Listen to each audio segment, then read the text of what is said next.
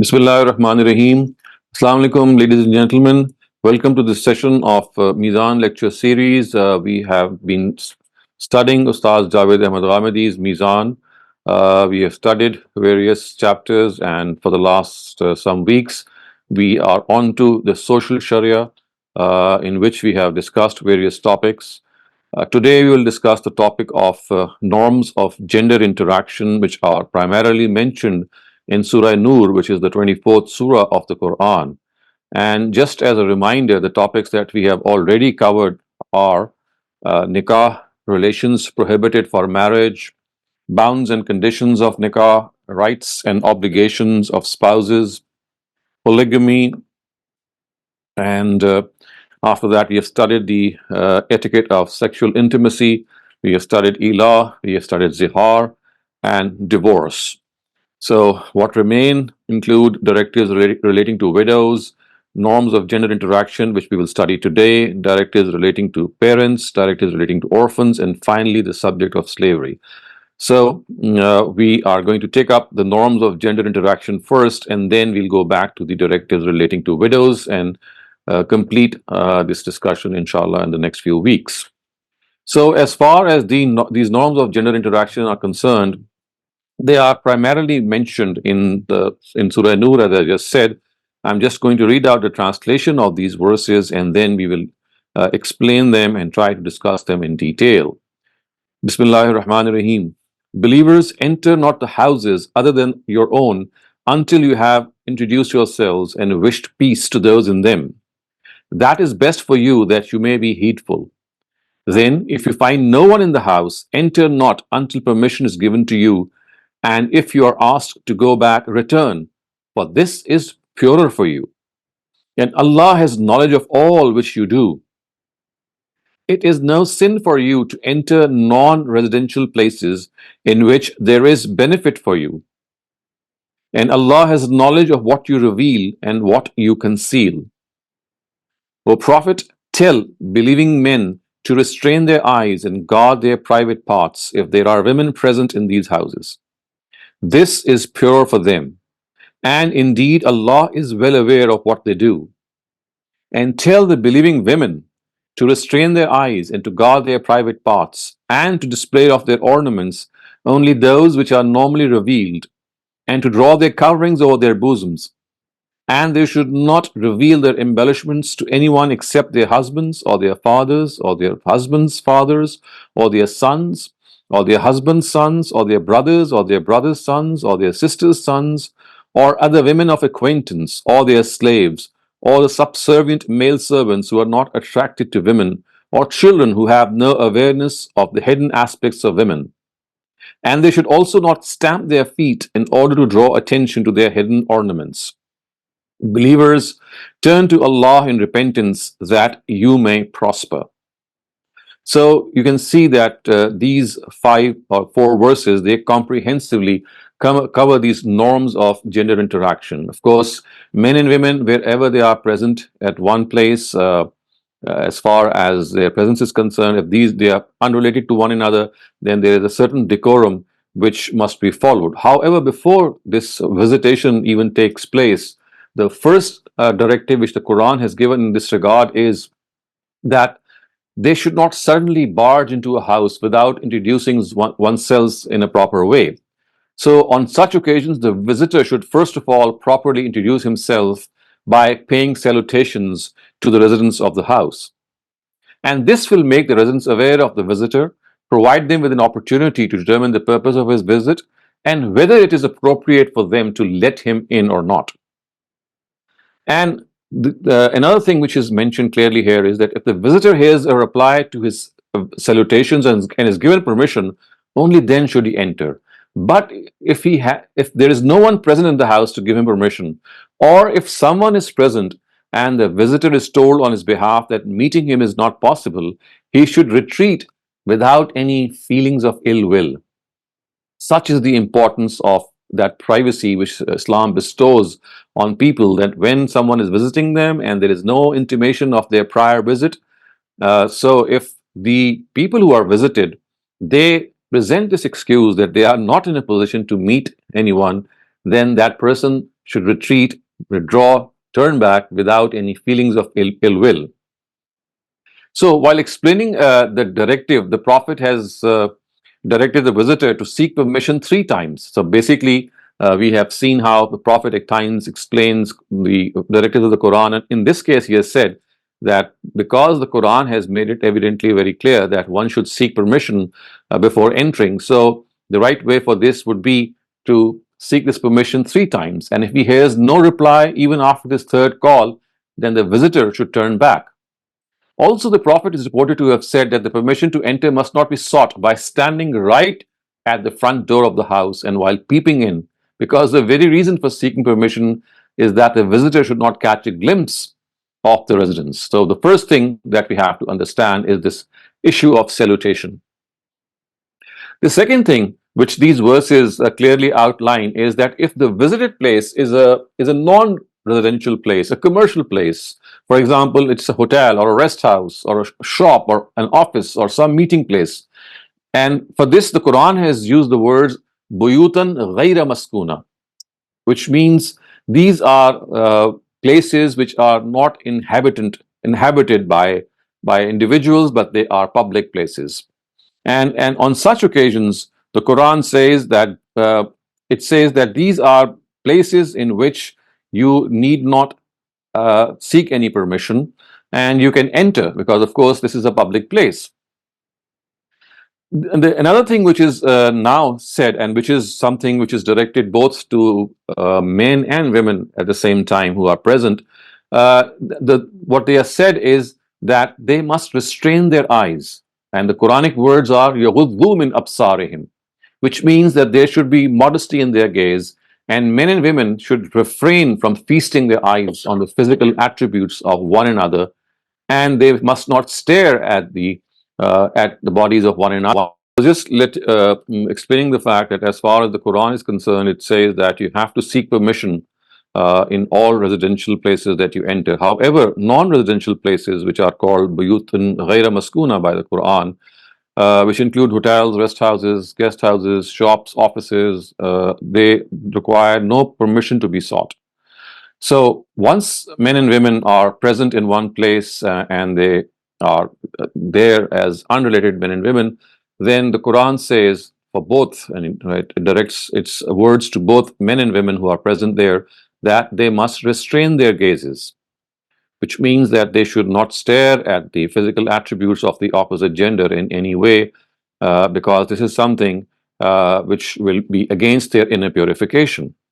The second thing which is stated, again, it directs this directive towards both genders, is that they should yahfazna furujahum, which means yahfazu furujahum, which means that they should actually guard their private parts, which in other words means that they must dress up in a way that their private parts are not exposed, and their dress should be it should reflect decency. And as far as this decency is concerned, it should not in any way be compromised. Now, just let me go back to the first of these directives, in which it is said that you have to restrain your gaze. The Prophet has also explained this by saying that at times what happens is that you are not able to restrain your gaze because it is an accidental gaze. So for that accidental first gaze, the Prophet has said that will not be in any way, a person will not be held accountable for that. But this does not mean that all first gazes are allowed, as people at times have interpreted. It means that the first accidental gaze is something which the person is casts on some woman, or woman casts on a man in such way, then that is something through which or by which a person will not be held accountable in any way. So as far as the Quran is concerned, it is absolutely clear that human beings, men and women, whenever they are present in one place, the first thing that they should do is to restrain their gazes. And as just explained, the second thing is that on such occasions, their body parts which need to be covered must be covered even more carefully. Obviously, the primary way to achieve this is to wear decent clothes, and men and women should wear such clothes which not only hide their embellishments but also their private parts and their sexual organs.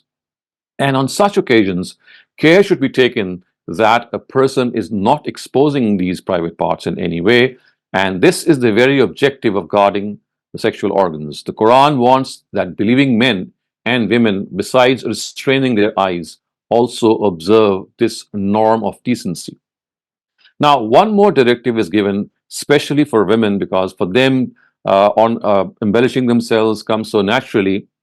So the Quran says that it is essential for women in particular not to display any of their embellishments except before their close relatives and attendants. And these embellishments about them, the Quran says, "La yubdina zinatahunna illa ma zahara minha," which means that exempted from this are embellishments which are worn on limbs, which are generally never covered, and of course jewelry and makeup worn on the hand, on the hands, on the face and the feet. So these are the three organs.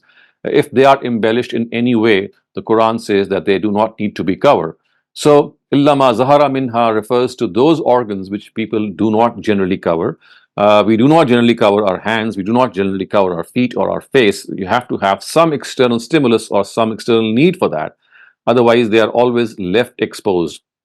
So the Quran says that any ornaments or any embellishment of these three parts, that does not need to be covered. However, other adornments which are worn on other limbs except these three, they must in all cases be covered. For example, if you have embellished your head, then the head needs to be covered. And if the head is not embellished, for example, and it's just combed your hair and just given it a general appearance, then as per this directive, it is not mandatory to cover the hair, although it might still be recommended that women should cover their hair. So this is one thing which the Quran has specifically said regarding women, that except limbs which a person generally does not cover and instinctively leaves them bare, all other limbs, if they are in any way embellished, then they should be covered. So barring these embellishments, women must hide the ones which are worn at all other places. And to achieve this purpose, the Quran says they should cover their chests and necklines with their shawls. So much so, in the presence of men, they should not walk by in a manner in which they strike their feet on the ground and draw their attention. So the Quran says that that they have to draw their shawls over their necklines and over their chests, which means وَلْيَضْرِبْنَ بِخُمُرِهِنَّ عَلَى جُيُوبِهِنَّ.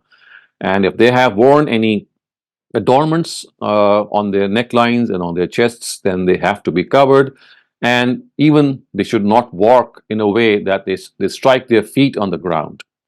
And we have to understand that relatives and people of acquaintance before which the above mentioned display of ornaments is not forbidden is also outlined in this verse. And if we just go through these people who regarding whom it is not essential that one should bear these, one can bear these ornaments if he wants to on other than these parts, then there is a whole list of people which are given. They include the husband, the father-in-law, the sons of the husband, brothers' sons, sisters' sons, and the list is continuing. But before we continue the list, let me also explain that as far as the word father is concerned, the word ab, which is used for the word father, it extends to all upper relatives of this lineage. For example, grandfathers would be included. Similarly, when the word son is mentioned here, it would include the grandson as well. So, as far as the Quran is concerned, by using the word father, the grandfather stands covered, and by using the son, the word son, the grandson also stands covered. Similarly, women of acquaintance and maids. And Ustaz Javed Ahmed Ghamidi, while pointing this out, has written that it is evident from these words that unknown women should be treated the same way as men, and a Muslim lady should be very careful in displaying her concealed embellishments before them. The reason is that at times a woman can have sexual leanings towards her own gender. Similarly, at times, being influenced by the physical features and attributes of other women, they become a means of inclining men towards these women and vice versa too. So such women who are not known, regarding them also the Quran says that it is better that this display of finery, other than the one which is permitted, should not be done. So only women which are known and the maids which are acquainted before them, it is allowed. that the ornaments worn on other limbs, except for the ones which are generally left bare, they can also be displayed before them. And then we have slaves. Of course, this is an institution about which we will study in some of our future sessions. It was an institution which Islam inherited in its own times, and the Quran gradually did away with this institution. But as long as this institution remained in its place, it was essential that directives be given about it as well. So it was said that regarding them also, women are allowed to display their embellishments other than the ones which are found on those three limbs.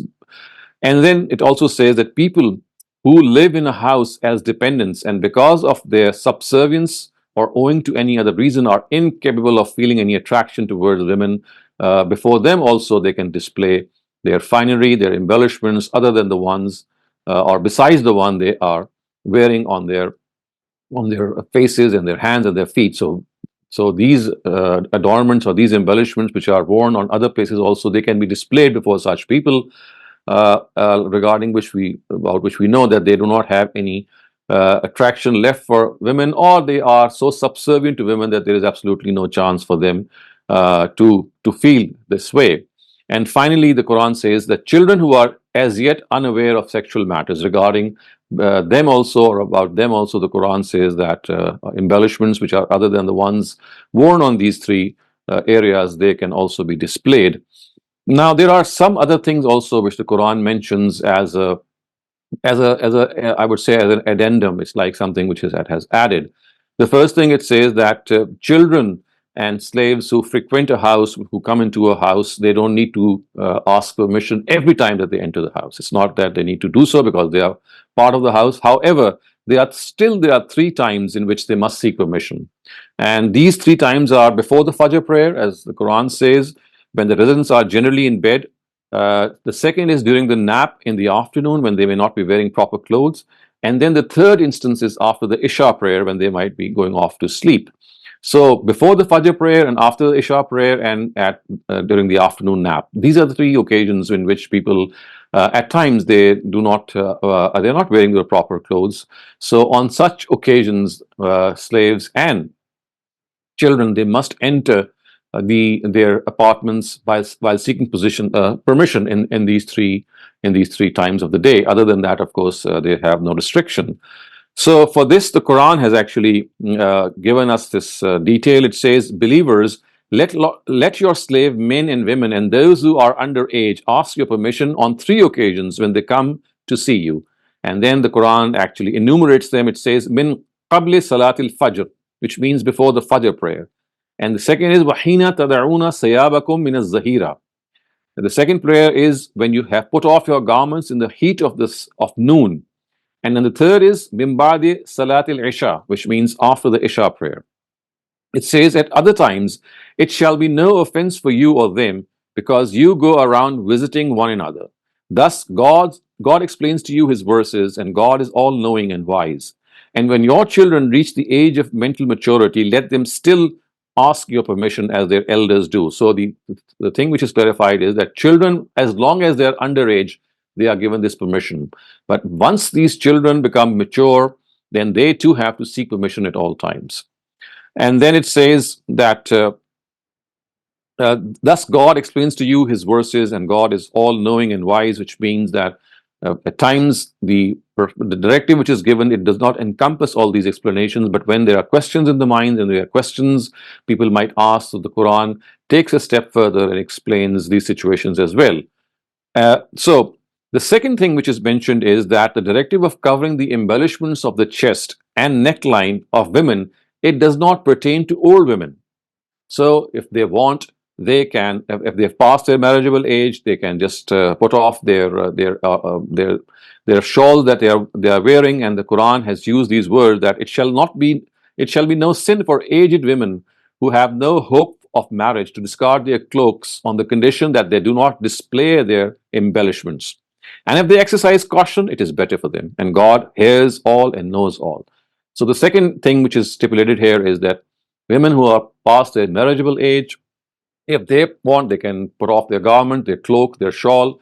But the Quran says that for that, the reason should be that they are not I mean, they don't have the intention of displaying their finery, but it still says that if they still cover themselves, it's just better for them. وَأَن يَسْتَعْفِفْنَ خَيْرٌ لَهُنَّ. So if they still cover themselves, it is better for them.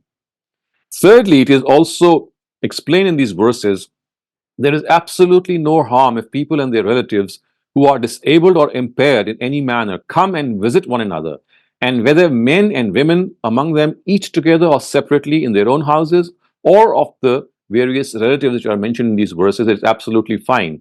So the third thing which is actually explained here is that these directives are not meant to put any social restrictions in such a way that people just cannot come and visit one another.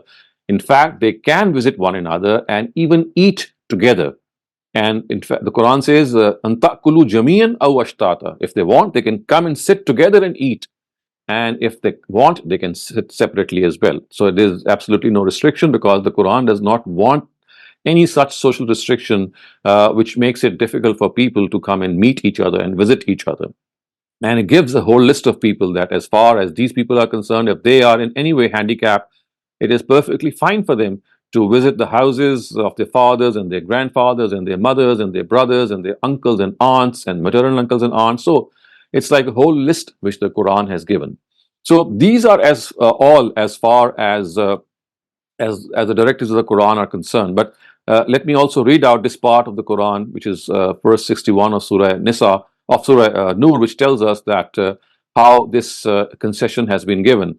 So it says, "There is no harm if the blind, the lame, and the sick eat at your table, nor if you eat at your own houses, your fathers or your grandfathers, your mothers, your brothers, and your sisters, your paternal uncles and your paternal aunts, your maternal uncles, your maternal aunts, or of those who are financially dependent on you or your friends. There is no harm if men and women eat together or apart. However, this much should be done, that when you enter a house, you say peace to you, a blessed and noble invocation fixed by the Almighty. Thus God explains to you His revelations so that you may grow in wisdom." So as far as the norms of gender interaction are concerned, this is all what the Quran says. And lo and behold, it is such a simple agenda which the Quran gives. Just to summarize, it says that when you enter the houses which are residential, you must seek permission. But when the houses are not residential, they are public places, then no permission is required. And the best way to seek permission is to pay their salutations, which means to say salam.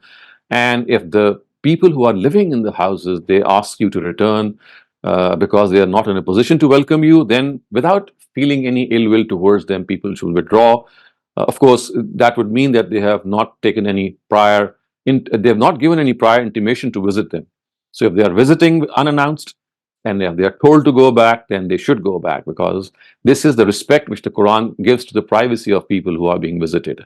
And then, of course, it says that as far as the directives are concerned, which are given as norms of gender interaction, then their purpose is just one, and that is to purify your inner self. Zalika azka lakum wa athhar. The Quran says these words, which mean that this is more pure for you, this is more seemly for you to do these things. And the things that are mentioned under this are two which relate to both men and women, and one which is related to women specifically. So what is related to men and women is, the first thing is that they must restrain their gazes, their eyesight for one another. The way that they look at one another should have that modesty in it. You should look at unrelated women as if you're looking towards your own sisters or your daughters. Similarly, is the case with women. When they look at other men, they should look towards them as if they are looking towards their brothers or their sons or even their fathers. So this is something which will create that awareness in them. And the second thing which is mentioned here is that men and women, when they are sitting together in one place, then their dresses must be decent. In no way their sexual organs, their private parts should be displayed in any way or made prominent.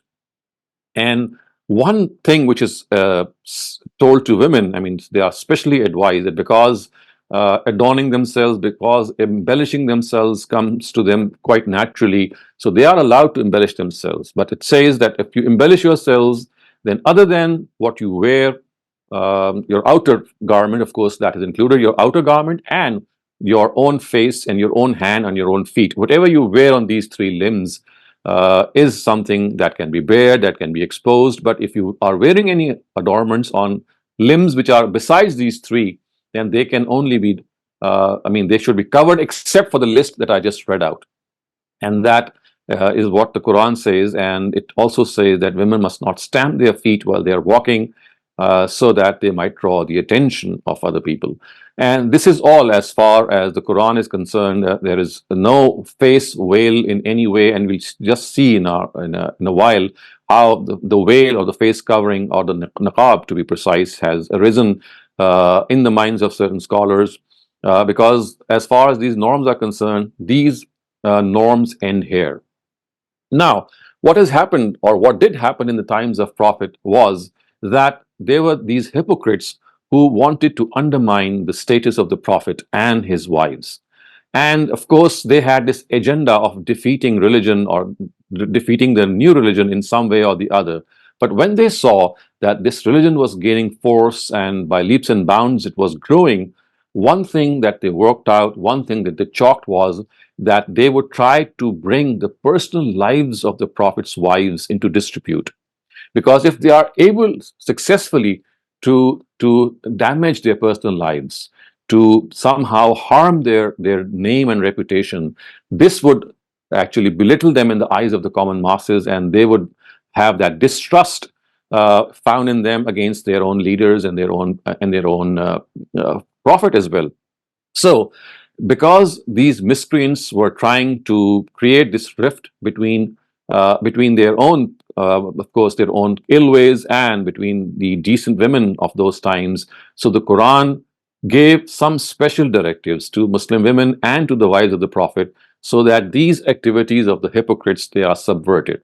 But before that even happened, the Quran actually started off by saying that these miscreants, these people who are after bringing this disrepute to the house of the Prophet, in order to make them realize that the household of the Prophet, the wives of the Prophet, they are much more elevated and they are in no way interested in them. Instead of addressing these hypocrites, the wives of the Prophet are addressed and said that if you would like to have any second thoughts regarding your marriage with the Prophet, and if you would like to separate from him in any way, because now some extra directives will be given to them, which would put them in a little tight spot, so that these hypocrites are taught a lesson. But the lesson is being taught to the hypocrites not by punishing them, but actually by restricting the household of the Prophet and believing women.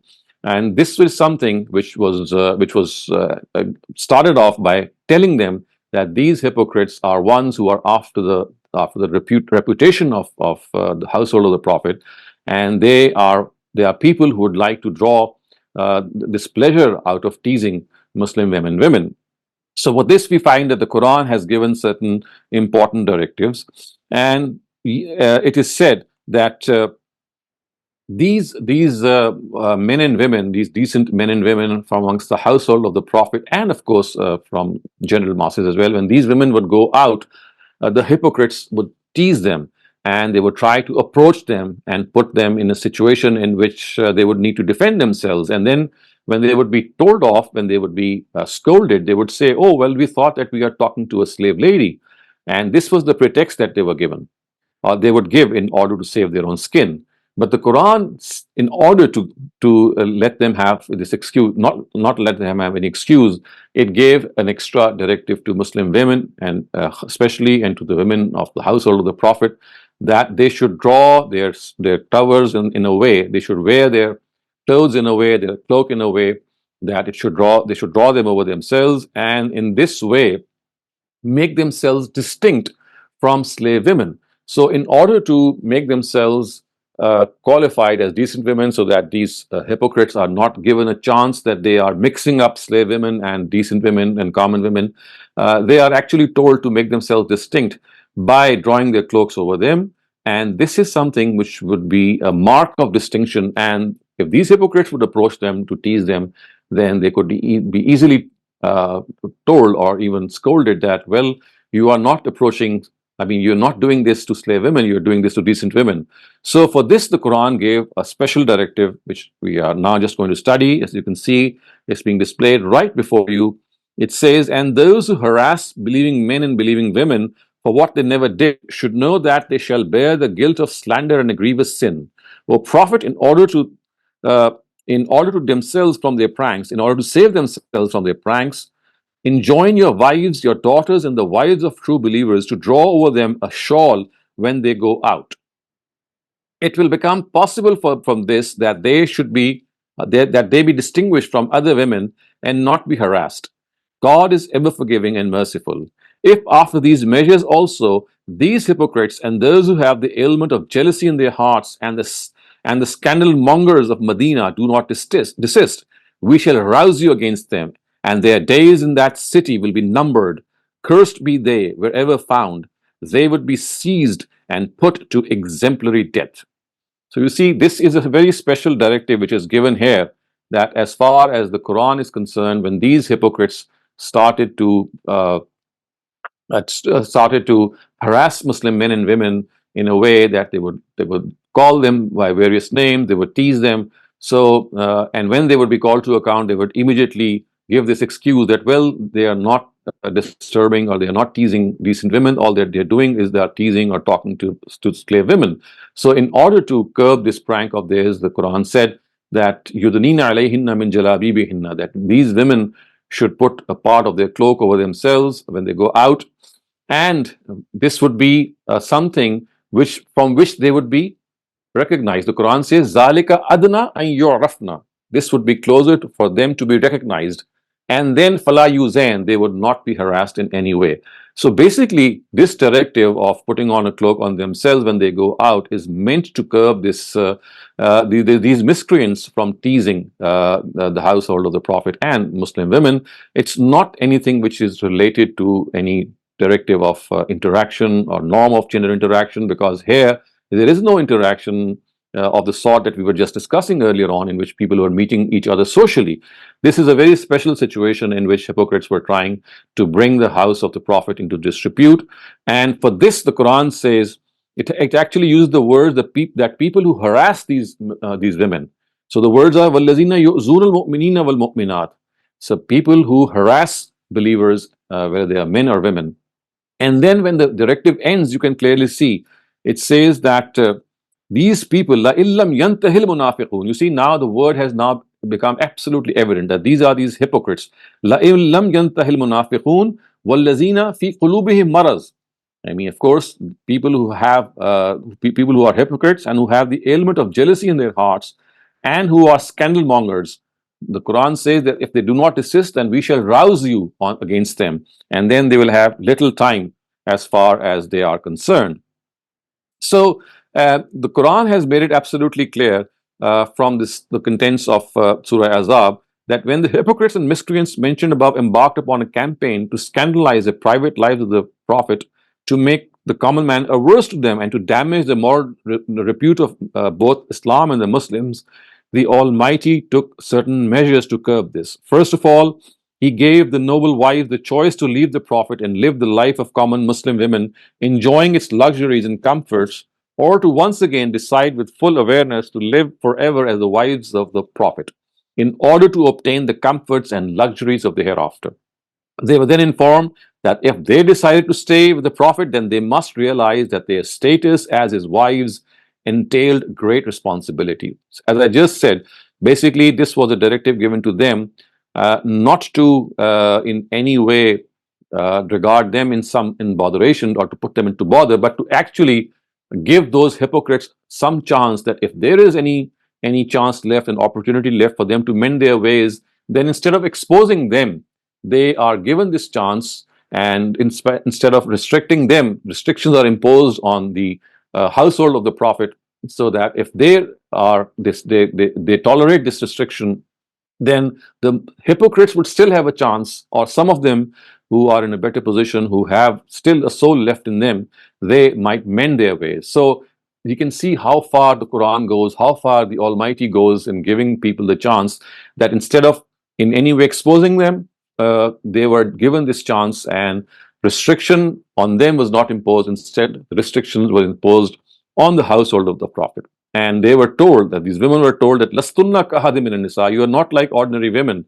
you have an extra status on them, you have more responsibility on them, and therefore you have to be even more careful. So the Quran has said this, that firstly, Ya nisa an-nabi lastunna kahad min an-nisa in ittaqitunna fala takhda'na bil qawl fayatma'a allazi fi qalbihi maradun wa qulna qawlan ma'rufa.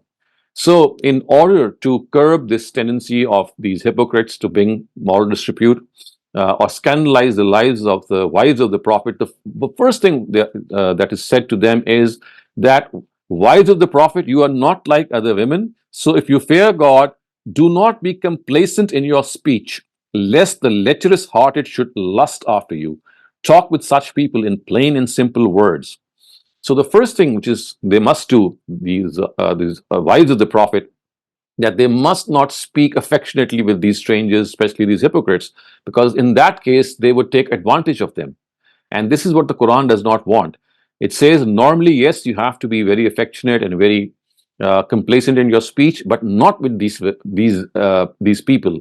And by not understanding this particular directive, some of our scholars have derived this directive that even the voice of a woman is something that one should not hear, without thinking that basically this directive is specifically meant for hypocrites who were trying to scandalize the lives of the wives of the Prophet. So about them it is said that, wives of the Prophet, you must not be in any way use those words or be complacent in your speech or be affectionate or be extra gracious in your speech, because they would draw a wrong message for them. So this is a very specific situation. It's not a situation in which anybody can say that, well, the voice of a woman is something also which has to be concealed, as has been the case of this injunction being drawn by some quarters. Now, the second important thing which has been said in these verses of Surah Ahzab, so that in order to curb this nonsensical, or I would say the nuisance value of these hypocrites, the second thing which is said to the wives of the Prophet is, وَقَرْنَا فِي بُيُوتِكُنَّ وَلَا تَبَرَّجْنَا تَبَرَّجْنَا تَبَرُّجَ الْأُولَى, which means that abide still in your homes and do not display your finery as women used to do in the days of hikmah, in the days of Jahiliyyah. And then it says, attend to your prayers, pay zakat, and obey God and His Messenger.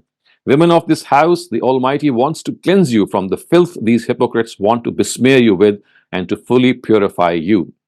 So, in order to protect this themselves from the filth that these hypocrites might heap on them, these wives of the Prophet are said that do not go out from your houses.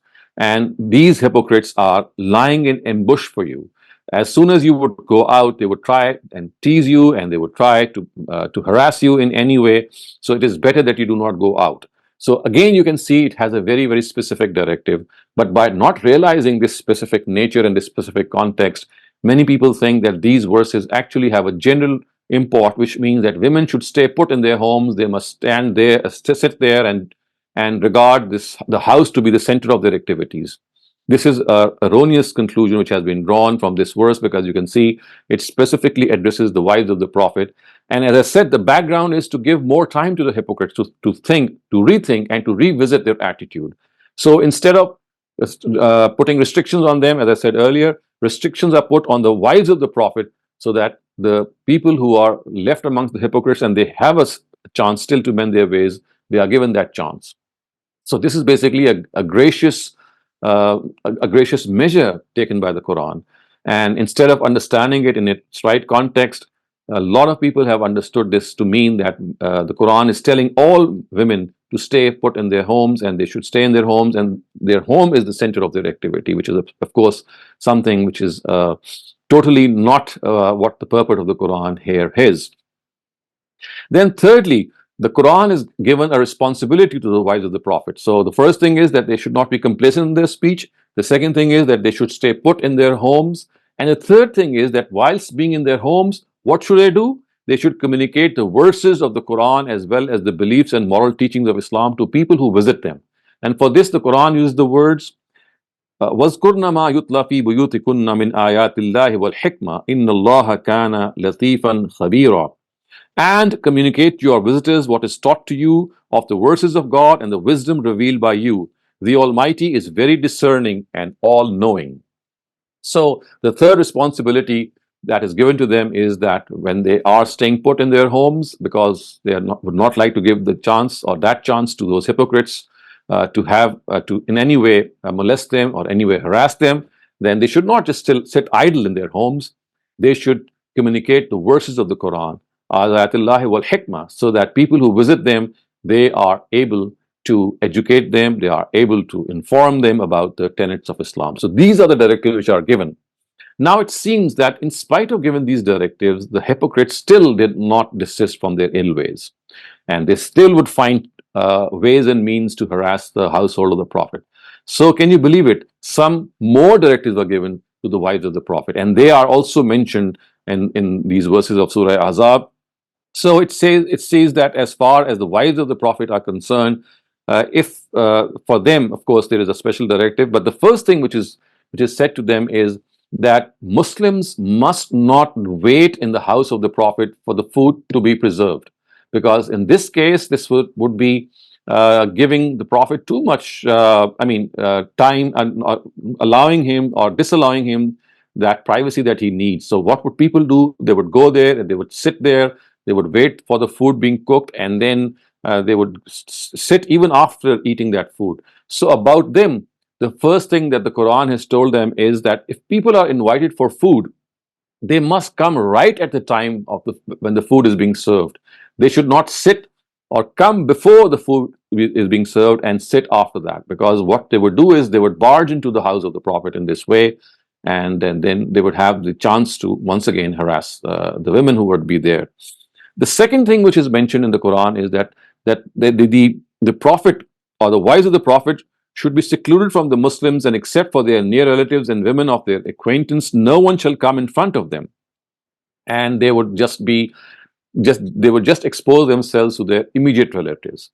And the third thing which is mentioned again as a restriction is that these wives of the Prophet, they are regarded as the mothers of the believers, which means that now, after the death of the Prophet, if the Prophet passes away, no one will have any right to marry them. They are mothers, of course, which gives them that sanctity that if you want to harass them, then you think that they are basically not some ordinary women. They are like your mothers. So this status was accorded to them. So you can see that these three additional directives were given. Initially, the directive was given was that they should not be complacent in their speech. They should stick to their homes, and they should communicate the verses of the Quran. But then three more directives were given. One of them was that people who come and eat food at the house of the Prophet should come right at the time of the food being served, and they should not barge into the house of the Prophet, and they should disperse immediately after that. So these directives are now given in a composite way in the Quran. I'm just going to read out the relevant part. It says, "Believers, do not enter the houses of the Prophet except if you are permitted sometime to enter for a meal. In this case also, do not sit waiting for the food to be cooked. But if you are invited, enter, and when you have eaten, disperse. Do not engage in familiar talk, for this would distress the Prophet, and he would feel shy to bid you go. But of the truth, God does not feel shy. And if you ask his wives for anything, speak to them from behind a curtain." So this is the only time in the Quran where the word hijab is used, and it is not used for any covering. It is basically used for the curtains which would hang on the doors of those houses in those times. They would be covered with curtains, and they would be asked that if you have to ask something from the house of the Prophet, because this was a common thing in that rural society, that people would ask one another for things, household things. So they are told that they should not barge into the house of the Prophet, and they must preserve and protect his privacy. And if you need to ask anything, فَاسْأَلُوهُنَّ مِنْ وَرَاءِ الْحِجَابِ, they should ask the wives of the Prophet from behind that curtain and not barge into the house of the Prophet. And then it is said, and if you ask his wives for anything, speak to them from behind a curtain. This is more pure for your hearts and their hearts. And you must not harass God's messenger, nor shall you ever wed his wives after him. This would be a grave offense in the sight of God. Whether you reveal or conceal them, God has knowledge of all things. It shall be no offense for these women, of course referring to the Prophet's wives, to come before their fathers, their sons, their brothers' sons, their sisters' sons, their women of acquaintance, or their slaves, O women of the household of the Prophet, have fear of God. Surely God observes all things. So you can see that these verses of Surah Ahzab 53 to 55, they spell out three more directives, once again restricting the wives of the Prophet, so that more chance is given to the hypocrites that either they tighten the noose around them, or if they have any sense left in them, they should mend their ways. So more restrictions are imposed, and the first one being that once again uh, they must confine themselves to their immediate relatives and must not meet other people, so that once again these hypocrites are not given any chance. Two other directives are also given. One of them is that these common people should not barge into the house of the Prophet and in any way compromise the privacy, and also not come to his house when the time of the food has not yet come. They should come right at the time if they are invited for food, and then disperse immediately after that. And finally, the directive is given that these women of the household of the Prophet, these wives of the Prophet, they occupy the status of the mothers of the believers. So you see, this is a summary of some of the directives which are given in order to curb the subversive activities of the hypocrites. So as far as Surah Ahzab directives are concerned, neither do they speak of the face veil as is generally understood. The face veil has come into consideration not as anything to cover themselves because of any norm of gender interaction. It is something which was used as a mark of distinction, and of course it was not a veil. Also, it was something of a garment, an outer garment, and that outer garment should be something that they were called to wear, or to hang on themselves, or to let it hang on outside themselves, so that in a way they are made distinct from these believing women. And remember, the words which are used are "Zalika adna an yurafna fala yuzain." This is better that they are recognized as decent women and they are not in any way harassed. So that is something which they would do. And in the times of the Prophet, it was very common. It might be very strange for you to hear this, but it was very common that in order to relieve themselves, women and men had to go out into the jungle, out into the forest, out into those unattended places where they would be able to relieve themselves. So these were times which typically the hypocrites would be relishing, because they knew that women have to go out to relieve themselves, so they would wait for that time specially. And it was mostly on such occasions that they would try to tease them. So, and when they would be called to account that you are teasing these women, they would just give this excuse that, well, I thought we thought that we are teasing slave women, and we are not teasing these decent women. So in order to make slave women distinct from these decent women were called to wear that cloak, which is an outside garment, so that they could be recognized as slave women. And now these hypocrites, they will not get the chance to put up this excuse. So this was a whole scenario in which, as I said, the hypocrites, when they saw that it was very difficult to defeat the message of the religion in any other way, through wars, through other means, they thought that by bringing the household of the Prophet into disrepute, and in this way losing the confidence of the common man, would bring something of a downfall for the Prophet. But the Almighty, of course, planned for the Prophet himself. He told him that this is what's going to happen, or this is what is happening. But instead of punishing these hypocrites or tightening the news around them, the Almighty still wants to give them some more chance. He does not want to expose them at this time, because they are still people who might mend their ways. So instead of tightening them, that whole operation was, or I would say that whole restriction process was done with the household of the Prophet, and restrictions were imposed on them that they should stick to their houses, they should not be complicit in their speech, they should just come before their immediate relatives, etc., etc. So that these hypocrites are still given some more chance. And the words of the Quran are so clear that this was a measure that was given as a means to subvert these activities, that the Quran says that if these hypocrites do not desist from this, then the Prophet is being told that we will rouse you against him, and then they will have no place to go. And the Quran says, وَقُتِّلُوا تَقْتِيلًا, they shall be mercilessly put to the sword if they still persist in them. So you can clearly see that as far as the norms of gender interaction are concerned, they are found in Surah Nur, and they are very simple. But all other instances of Surah Ahzab which speak of these details, which I have just divulged before you, they relate to a very specific scenario that had resulted in the Prophet's household being brought into disrepute. So we finish our lecture here. The talk is, or this topic finishes here as well. Inshallah, we'll take up some of the remaining topics in our coming sessions. And if you have any questions regarding what we have covered today, it is time to raise them. Thank you very much, Dr. Saleem. So this isn't quite related to the topic, but it's related to Meezan. And so I'd like to ask this question. It's in the chat. The person asks, in the preamble of the book Meezan, it is mentioned that hadith cannot add anything to the beliefs and practices of religion. Mm-hmm. So the question is, if hadith literature is a historical record only, then why are hadith narrations being used in unmolded publications like Ishraq, Renaissance, or character development when it can't add anything to religion besides Quran and Sunnah? Using hadith sounds counterproductive if it can't add to the beliefs and practices of religion. Well, I'm just going to answer this question, but don't we have any questions which are related to the topic? Not yet. Okay.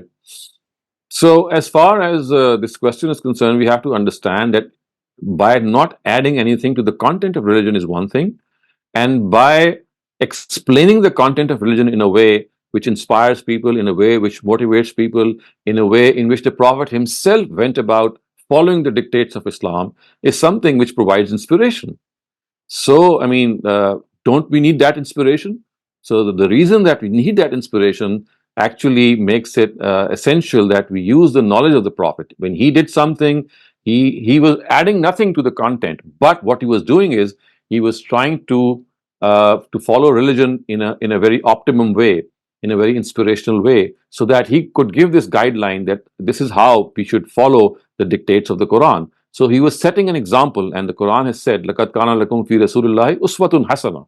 So basically, this hadith is a record of how he went about following religion, and how at times when questions would be asked from him regarding religion, he would answer them. So I think this is the knowledge that the Prophet imparted to some Sahaba, and they thought that because these are pearls of wisdom that they are gathering, why should they not distribute these pearls of wisdom to later generations? So that is why we still need that knowledge. The Prophet was the first scholar of Islam also. He was a prophet of God, and he was also the first scholar of Islam. And a scholar, of course, when he does something, he explains some certain aspects of religion, he follows religion.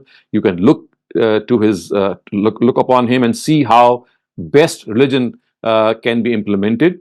So all these things and all these factors and all these details are found in hadith literature, and that is why it is all the more reason that this literature should be benefited from. Of course, the spurious part of this literature must be separated, and this has been done not just by Al-Mawrid scholars, but centuries before them, and still continuing in that tradition, there have been scholars of hadith who have tried to sift out the authentic narratives from the inauthentic ones, and they have created their own anthologies. And this is something which we have inherited from our scholars. And why shouldn't we read them, and why should we not benefit from them? Because, as I said, they give us that inspiration and that knowledge of the Prophet himself. Thank you very much, Dr. Saleem. Ifan Ali, you're up next. Please go ahead.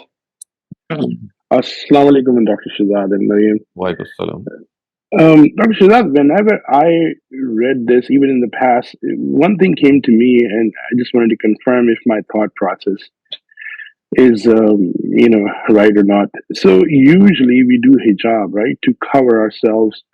In fact, to hide the identity for, to a certain extent, because, we have those burqas and, like how the Afghani women wear, that you can't see anything, you can't tell who's in there. Mm-hmm.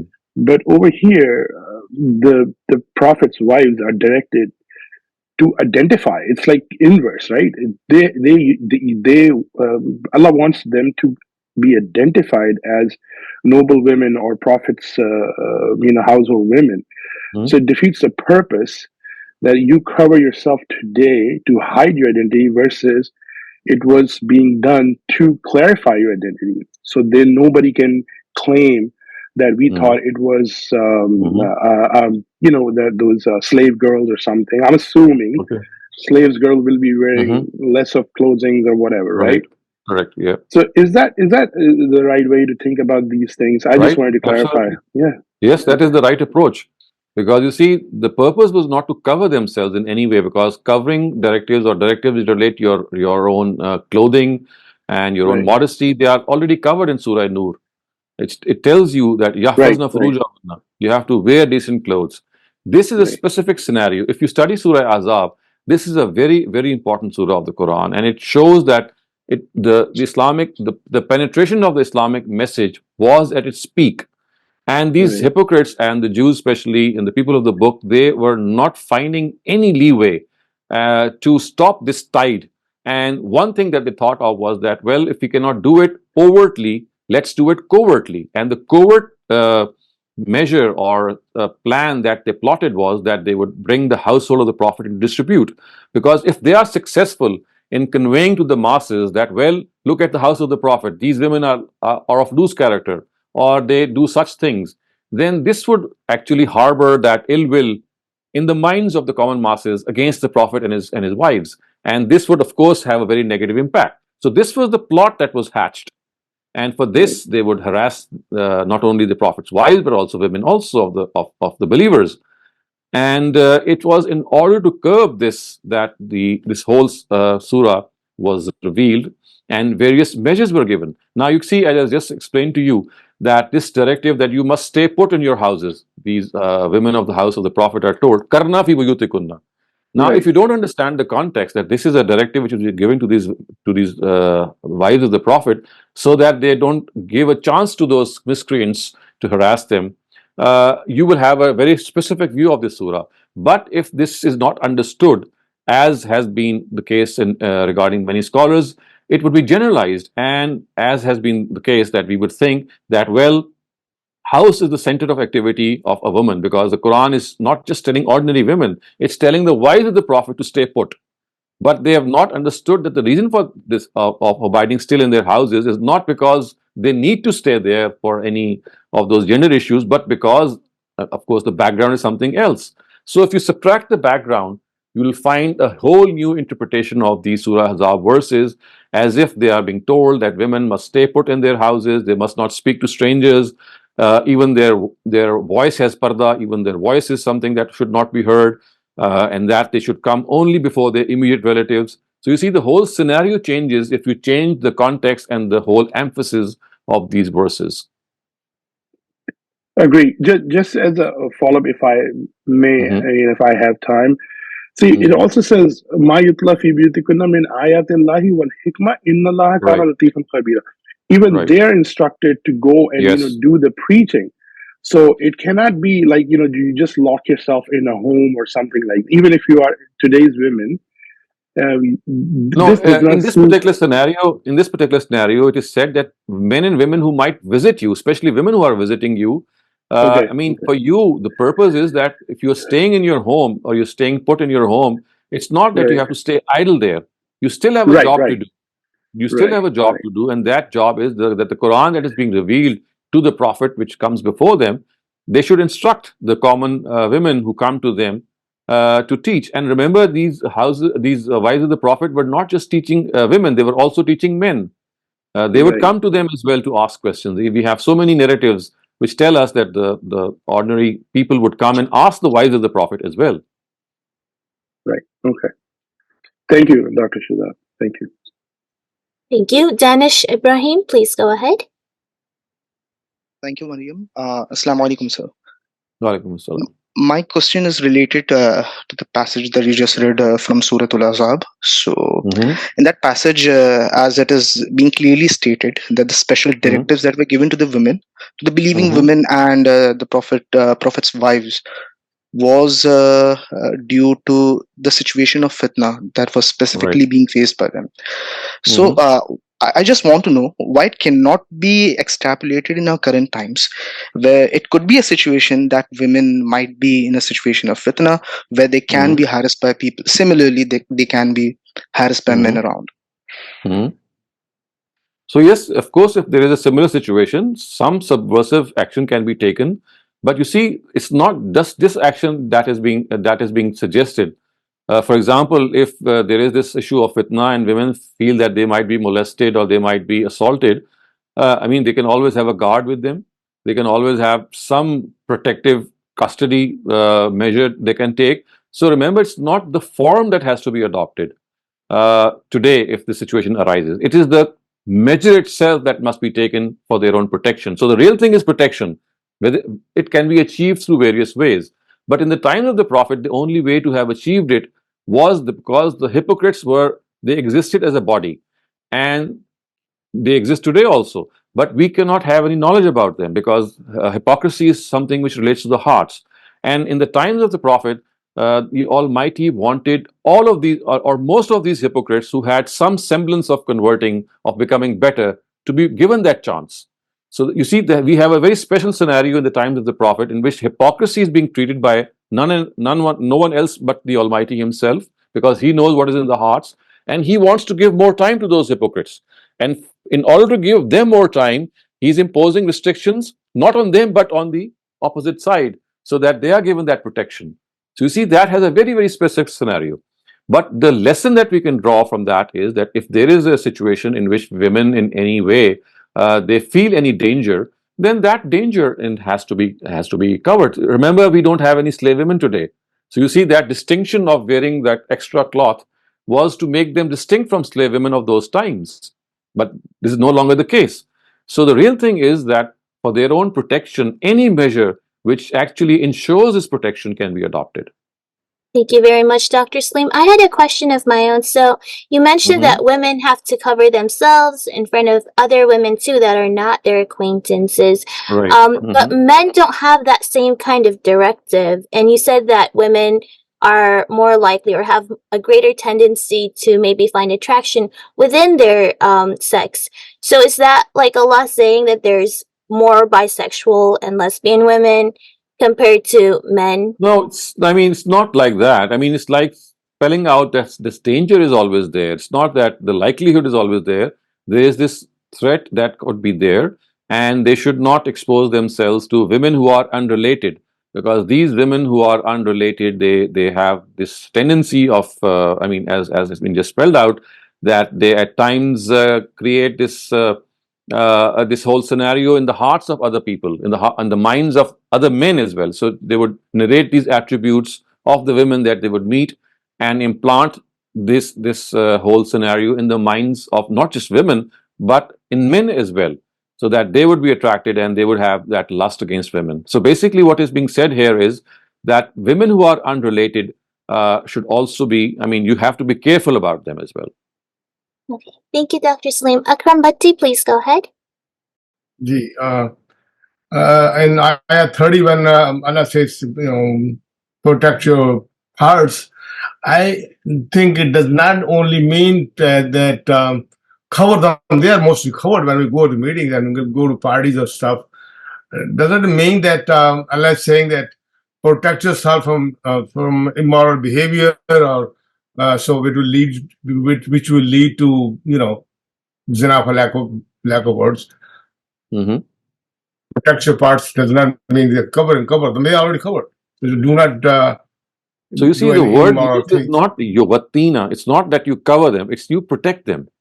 Protection means that you properly cover them. It means that you just don't cover the parts themselves, but parts which are adjacent to them as well. So that is why, although basically the private parts are the ones that we know which are the private parts, but you see, when we cover them, we just don't cover those private parts. We cover parts which are adjacent to those parts as well. So had the word being cover, our response would have been different. But the word cover is not being used. The word used by the Quran is protect. Yahfazu, yahfazna. Yeah, Which that's means what you I'm have to saying. That expand that. doesn't it mean that do not act immorally? So do not protect yourself means protect your behavior. So do not behave in a way that will lead to the wrong things. No, that would be an overstretching. I mean, that would be overstretching the verse. You see, the verse is specifically relating to the fact that you must dress up decently, and especially those parts of your dress or those parts of your limbs which have attraction for the opposite gender. They should be specially well covered and not be exposed. Because Thank you you, see, the sir. words have to be understood. It's yahfazna furujahunna. Furuj are your private parts. Yahfazna or yahfazu means to protect.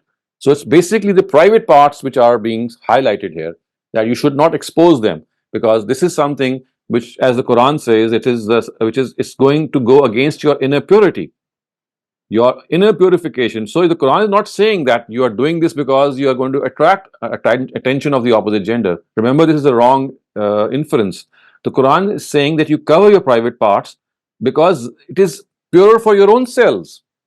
Not, I mean, others, of course, I mean, they come as a secondary sort of an inclusion.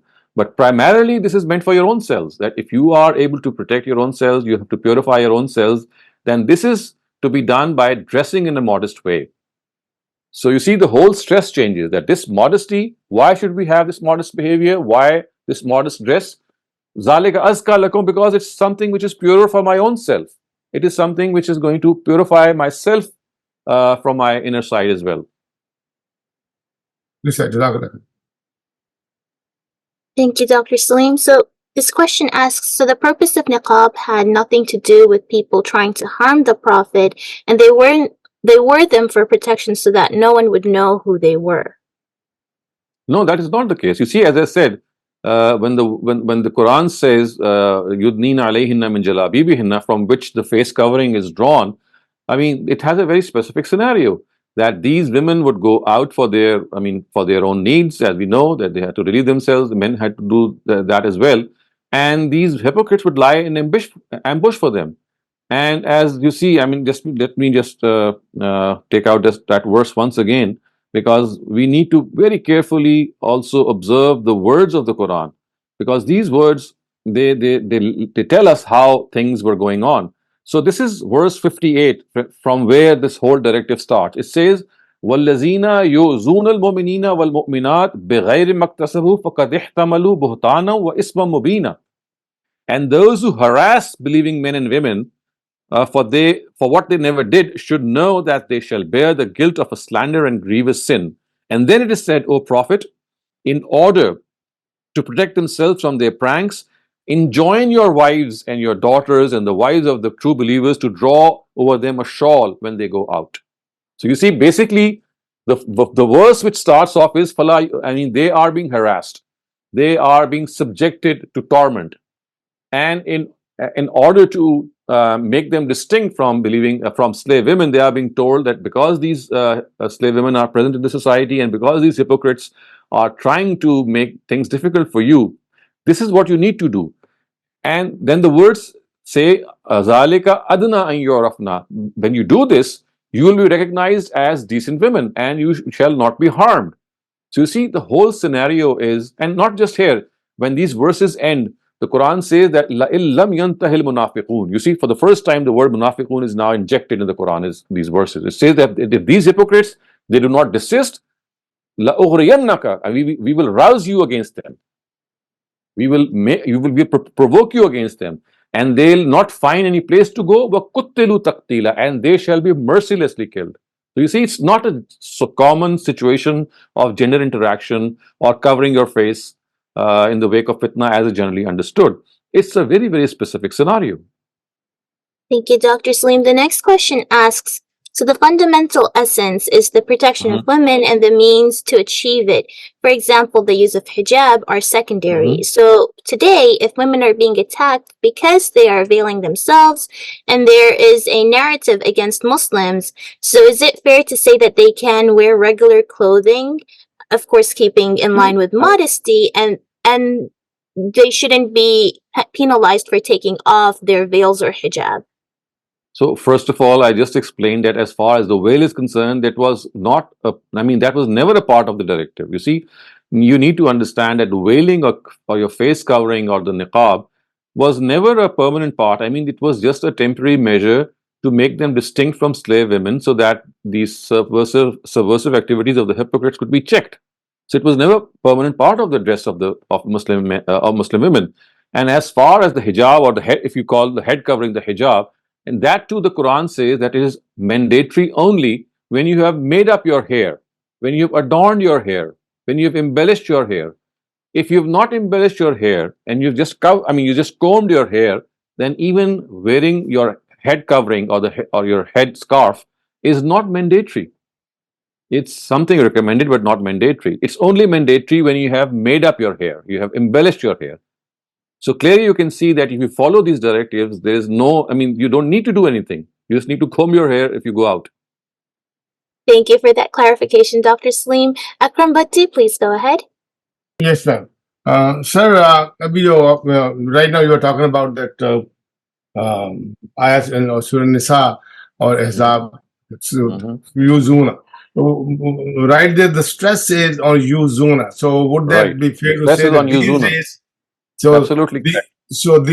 these days, in Western countries, America and stuff, when women go out with hijab, with cover their head, so they are being teased, they are being harassed. So would it be fair to say that they can go out without having those hijab? I just answered this question, sir. I just answered this question. That you have to understand that in the first place there is no directive of any veil, and as far as your head covering is concerned, you are under obligation to cover your head.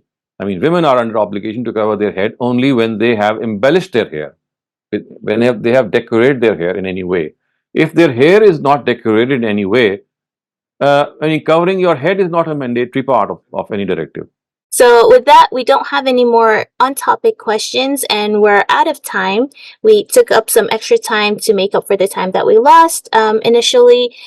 So see you inshallah tomorrow in another session of textual study of the Quran. Thank you all for your questions, and thank you, Dr. Saleem, for teaching us and enlightening us every week. My Inshallah. pleasure. My See you pleasure. next tomorrow. Assalamu alaikum wa rahmatullahi wa barakatuh. Wa alaikum.